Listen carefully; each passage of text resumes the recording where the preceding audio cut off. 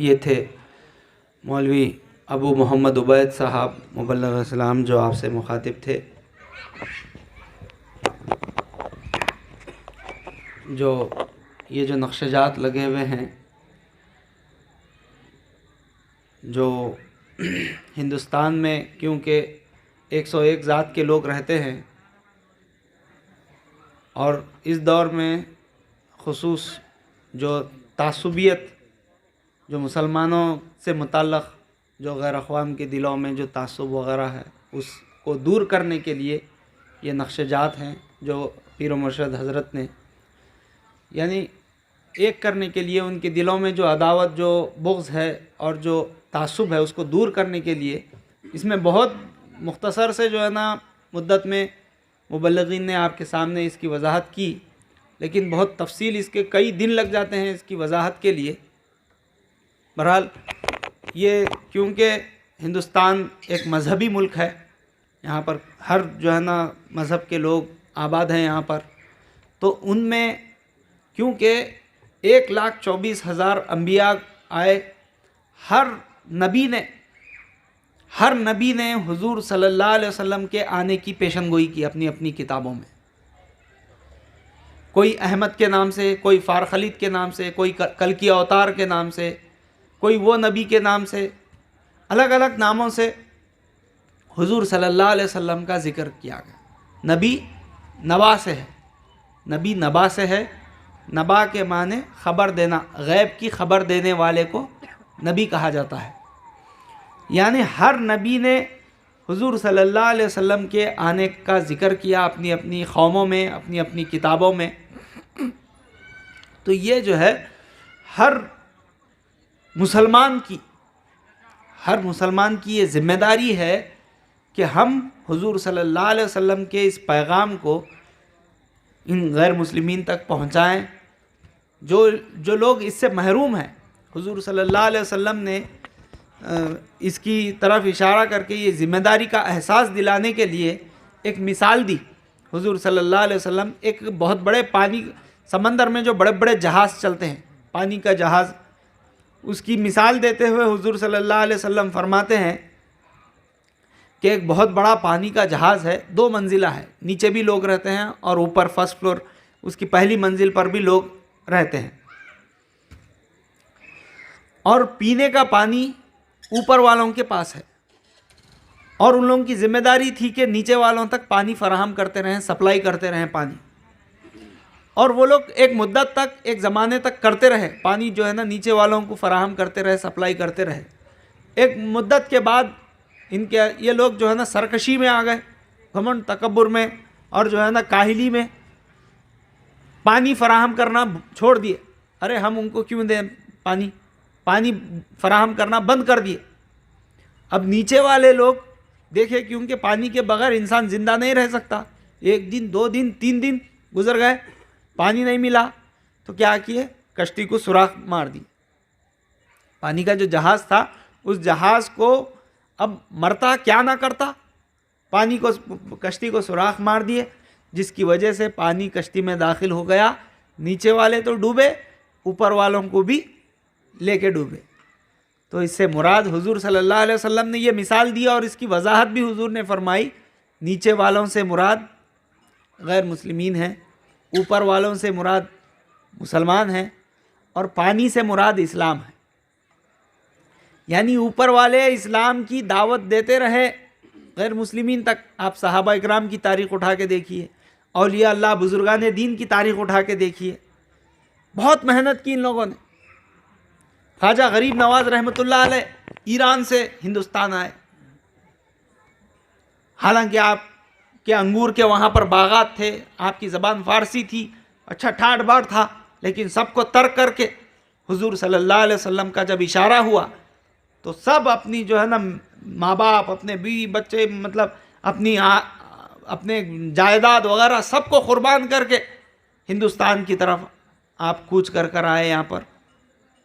اور یہاں آ کے جب آپ دیکھتے ہیں تو یہاں پر جو ہے نا اس وقت سنسکرت زبان چلتی تھی، تو انہی لوگوں میں رہ کے بس کے انہی لوگوں کو اسلام میں داخل کیا آپ نے، بہت لاکھوں کی تعداد میں لوگوں کو آپ نے اسلام میں داخل کیا۔ جب ہم حضور صلی اللہ علیہ وسلم اور صحابہ اکرام اور اولیاء اللہ بزرگان دین کے عاشق ہونے کا جب دعویٰ کر رہے ہیں تو ہمارا یہ حق بنتا ہے کہ ہم ان کے جیسا عمل کریں. صرف جو ہے نا نعرے لگانے سے ہم ان کے عاشق ہیں کہلوانے سے اللہ راضی ہونے والا نہیں ہے، بلکہ اللہ تعالیٰ فرماتا ہے لَقَدْ كَانَ لَكُمْ فِي رَسُولِ اللَّهِ أُسْوَةٌ حَسَنَةٌ. اے لوگو، اگر تم کامیاب زندگی گزارنا چاہتے ہو تو میرے حبیب صلی اللہ علیہ وسلم کی زندگی کو اپنا لو. حضور صلی اللہ علیہ وسلم کا اٹھنا بیٹھنا چلنا پھرنا، آپ کا ہر عمل، کیسے آپ نے بادشاہوں کے درباروں میں جا کے اسلام کی دعوت دی، کیسے مشرکوں کو اسلام کے قریب کیا، کیسے کفر کا خاتمہ کیسے کیا آپ نے، سارے عربستان سے کفر کا خاتمہ ہو گیا، اللہ کی حمد قائم ہو گئی، یہ کیسے ہوا؟ تو وہ جو ہے نا زندگی کو اپنی زندگیوں میں ڈھالنے کی ضرورت ہے. پیران پیر رحمۃ اللہ علیہ کیسے جو ہے نا آپ وہ روحانی مدارج کیسے طے کرے، آپ اتنا بڑا مقام کیسے حاصل کیے. محبوب سبحانی، غوث العظم دستگیر، پیران پیر، پیروں کے پیر، وہ روحانی مقامات کیسے طے کرے آپ. ایک مرتبہ کا واقعہ ہے کہ ایک جو ہے نا آپ کے معجزے، آپ کے کراماتیں وغیرہ سن کر ایک شخص بہت دور دراز کوئی دوسرے مقام سے آیا، پیران پیر کے آستانے میں، آپ کی خانقاہ میں آ کر جو ہے نا تقریباً 15 دن تک رہا. 15 دن رہنے کے بعد وہ واپس جا رہا تھا. واپس جب جا رہا تھا تو پیران پیر نے دیکھا، ارے یہ شخص اتنے دن یہاں پر تھا، 15 دن تک، اور کچھ بھی جو ہے نا زیادہ گفتگو وغیرہ نہیں ہوئی اور واپس چلا جا رہا ہے. تو اس کو روک کے بولتے، ارے کیا بات ہے، تم اتنے دن یہاں پر تھے، اتنے دن یہاں پر آپ تھے، کوئی جو ہے نا گفتگو نہیں ہوئی، بات چیت نہیں ہوئی، اور آپ چلے جا رہے واپس، کیا بات ہے؟ تو وہ شخص کہتا ہے کہ حضرت میں بہت دور علاقے سے آپ کے پاس آپ کے معجزے، آپ کے کراماتیں وغیرہ سن کر آیا، لیکن میں 15 دن یہاں پر تھا، مجھے کوئی کرامت، کوئی معجزہ مجھے نظر نہیں آیا آپ کا، اس لیے میں جو ہے نا مایوسی کے ساتھ واپس جا رہا ہوں. تو پیران پیر نے اس شخص سے سوال کیا، پوچھا کہ تم یہاں پر 15 دن تھے اس خانقاہ میں، مجھے غور کر رہے تھے، کیا مجھ سے کچھ فرض، اللہ کے جو فرائض ہیں، اللہ کے جو فرض کردہ جو چیزیں ہیں، احکامات ہیں، اس میں کچھ کوتاہی ہوئی کیا؟ کچھ فرائض مجھ سے چھوٹے کیا؟ نہیں. کچھ سنتیں، اللہ تعالیٰ حضور صلی اللہ علیہ وسلم کی سنتیں مجھ سے کچھ چھوٹیں کیا؟ اس میں کچھ کوتاہی ہوئی کیا؟ نہیں، کچھ سنتیں بھی نہیں چھوٹی آپ سے. کچھ نفل چیزوں میں کچھ مجھ سے لغزش ہوئی کیا، کوتاہی ہوئی کیا؟ تو وہ شخص نے کہا نہیں، آپ سے کچھ نوافل، کچھ نفل بھی نہیں چھوٹے.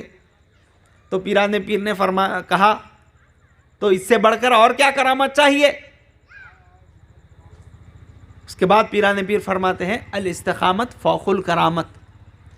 دین کی راہ میں، اللہ کی راہ میں پابندی کے ساتھ اور استقامت کے ساتھ جمے رہنا کرامت سے بھی بڑھ کر ہے. الاستقامت فوق الکرامت، ثابت قدمی سے رہنا، اللہ اور اس کے رسول کے احکامات کی پابندی کرتے ہوئے، صبر سے، مخالفت ہو رہی، ستائے جا رہے ہیں، مشکلات آ رہے ہیں، آزمائشیں، امتحانات آ رہے، لیکن آپ جو ہے نا ثابت قدم ہیں، آپ کے پیر جو ہے نا ڈگمگائے نہیں،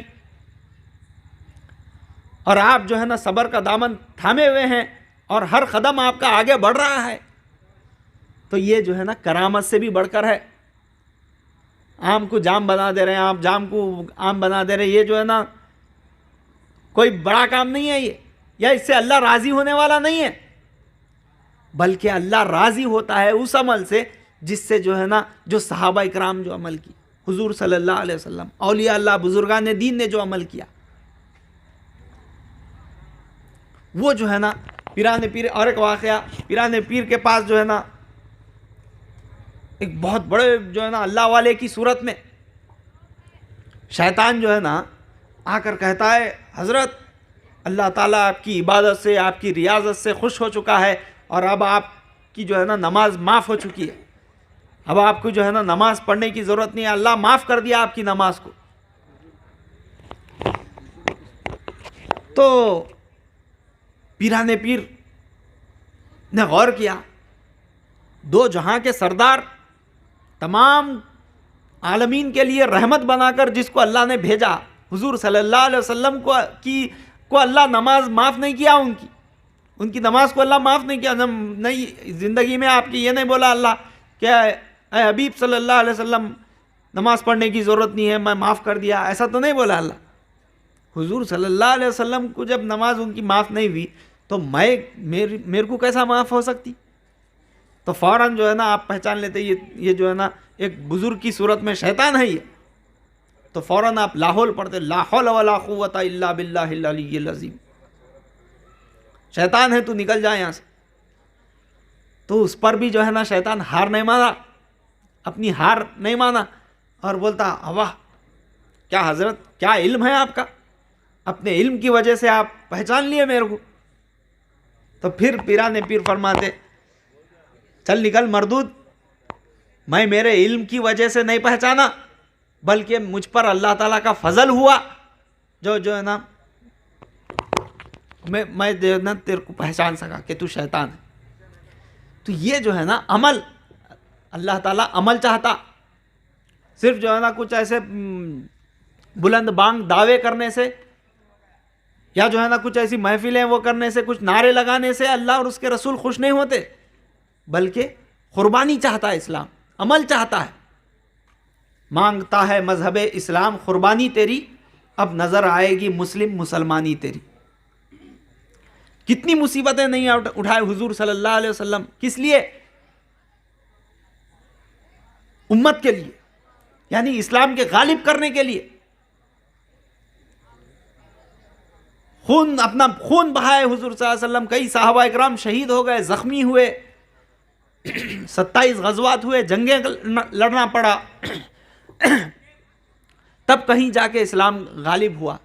سارے عربستان میں اللہ کا جھنڈا بلند ہو گیا، لا الہ الا اللہ محمد رسول اللہ کا کلمہ بلند ہو گیا. تو یہ جو ہے نا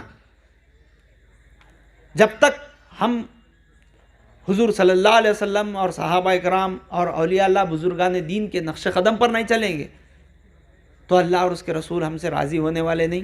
حضور صلی اللہ علیہ وسلم اور صحابہ اکرام نے جیسے مشرکین میں، کلیساؤں میں، گرجا گھروں میں، بادشاہوں کے درباروں میں، ہر طرف پہنچ کر اسلام کے پیغام کو پہنچایا، جس کی وجہ سے مصیبتیں اٹھانی پڑی، مار کھانا پڑا. حضور صلی اللہ علیہ وسلم، طائف کا مشہور واقعہ ہے، آپ لوگوں نے سنا ہوگا بارہا. حضور صلی اللہ علیہ وسلم اسلام کی دعوت دینے کے لیے طائف کو جاتے ہیں، تو وہاں کے جو بدماش لوگ تھے، آوارے بچوں کو، شریر بچوں کو آپ لگا کر جو ہے نا آپ کو مارنے کے لیے کہتے ہیں، سنگباری کرو، مارو. کئی میل تک حضور صلی اللہ علیہ وسلم اور آپ کے ساتھ جو ہے نا حضرت زید بن حارث تھے، ان کو جو ہے نا کئی میل تک مارا جاتا ہے، پتھر بازی، سنگباری کی جاتی ہے، جس کی وجہ سے حضور صلی اللہ علیہ وسلم کی پیٹھ اور پورا آپ کا جسم زخمی ہو جاتا ہے، لہو لہان ہو جاتا ہے آپ کا جسم. اتنا خون بہتا ہے آپ کے جسم سے کہ آپ کے جوتے میں، آپ کے نالین میں جو ہے نا خون جم جاتا ہے اور جوتا آسانی سے نکلتا نہیں. کتنی مصیبت نہیں اٹھائے حضور صلی اللہ علیہ وسلم اور صحابہ اکرام. اور اس کے بعد فرشتے کا نزول ہوتا ہے اور فرشتہ کہتا ہے یا رسول اللہ، اللہ اس وقت جلال میں ہے، آپ صرف حکم دیجئے، یہ 2 پہاڑوں کے درمیان میں جو بستی ہے یہ طائف، اس کو ایسا میں رون ڈالوں گا، پیس ڈالوں گا.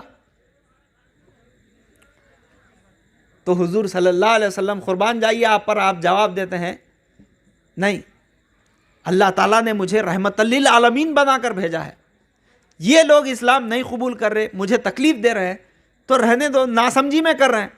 یہ لوگ نہیں سمجھے تو ان کے آنے والی نسل تو سمجھے گی. تو ایسا جو ہے نا حضور صلی اللہ علیہ وسلم کو درد احساس اور جو ہے نا اتنی تڑپ تھی کہ اسلام کیسے غالب ہوگا. آپ کی محنت کی وجہ سے، صحابہ اکرام کی محنت کی وجہ سے صرف 23 سال کے اندر 23 سال میں 23 ایئرس میں جو ہے نا سارے عربستان میں اسلام کا غلبہ ہو گیا، اللہ کی حمد قائم ہو گئی، ساری باطل طاقتوں کا خاتمہ ہو گیا، کفر کا خاتمہ ہو گیا۔ آج جو ہے نا اتنے سینکڑوں سال ہو گئے ہندوستان میں مسلمان آئے ہوئے، ہزاروں لاکھوں کی تعداد میں مسلمان آباد ہیں یہاں پر، لیکن اسلام کا غلبہ نہیں ہوا۔ کیوں؟ کیونکہ وہ کام نہیں کر رہے جو حضور صلی اللہ علیہ وسلم اور صحابہ اکرام کا جو کام تھا۔ اللہ تعالیٰ فرماتا ہے کنتم خیر امت اخرجت للناس، اللہ فرماتا ہے تم بہترین امت کس لیے؟ اس لیے بنا کر بھیجے گئے ہو کہ تم لوگوں کو بھلائی کا حکم دیتے ہو اور برائی سے روکتے ہو۔ اللہ تعالیٰ مسلمانوں کو 2 کام ذمہ داری کے ساتھ دے کر بھیج رہا ہے، ذمہ داری دے کر بھیج رہا ہے کہ کیا ہیں وہ 2 کام؟ ایک، لوگوں کو اچھائی کی دعوت دینا، بھلائی کی دعوت، یعنی اسلام کا پیغام ان تک پہنچانا، اور دوسری جو ذمہ داری ہے وہ یہ کہ وہ لوگ جو معبودان باطل کی پرستش کر رہے ہیں، یعنی بتوں کی پرستش کر رہے ہیں، ان کو اس سے باز آنے کے لیے کہنا، اس سے روکنا۔ ارے تم اپنے ہاتھوں سے جو ہے نا بنا رہے ہو اور اسی کو خدا تصور کر رہے ہو، یہ کیسے ممکن ہے؟ یہ جو ہے نا بتانا، بھلائی کا یعنی اسلام کی دعوت دینا، اور ان کو منکرات سے یعنی جو ہے نا بت پرستی سے، شرک سے روکنا، یہ جو ہے نا مسلمانوں کی ذمہ داری ہے۔ جب یہ مسلمان جو ہے نا یہ کام کو سمجھیں گے، اپنی ذمہ داری کو سمجھیں گے، اور جب وہ یہ کام کریں گے تو آنن فانن میں انقلاب پیدا ہو سکتا ہے۔ تیری خودی میں اگر انقلاب ہو پیدا، عجب نہیں ہے کہ یہ 4 سو بدل جائے۔ سارا جو ہے نا عربستان جیسا اسلام کے آغوش میں آ گیا۔ آج یہاں ہندوستان کے مسلمان بھی اپنی ذمہ داری کو جب سمجھیں گے تو سارا ہندوستان بھی جو ہے نا اسلام کے آغوش میں آ سکتا ہے، یہاں پر بھی اللہ کی حمد قائم ہو سکتی ہے۔ بہرحال اللہ تعالیٰ سے دعا ہے کہ اللہ تعالیٰ ہم تمام سے دین کی خدمت لے، ہمارے اندر جو ہے نا جو وہ جذبہ پیدا کرے جو صحابہ اکرام کے اندر تھا، اولیاء اللہ بزرگان دین کا جو جذبہ تھا وہ جذبہ ہمارے اندر پیدا ہو۔ اللہ تعالیٰ سے بشارت ہو کہ نور حق نمایاں ہونے والا ہے، عرب کی طرح ہندوستان مسلمان ہونے والا ہے۔ اللہ تعالیٰ سے دعا ہے کہ اللہ تعالیٰ ہم تمام سے دین کی خدمت لے، استقامت دے۔ ان اللہ وملائکتہ یصلون علی النبی یا ایھا الذین آمنوا صلوا علیہ وسلموا تسلیما اللہم انا نحن نصلی علی سیدنا مولانا محمد وعلی آل سیدنا مولانا محمد وبارک وسلم۔ سبحان ربک رب العزت عما یصفون وسلام علی المرسلین والحمد للہ رب العالمین بحق لا الہ الا اللہ محمد الرسول اللہ صلی اللہ علیہ وسلم۔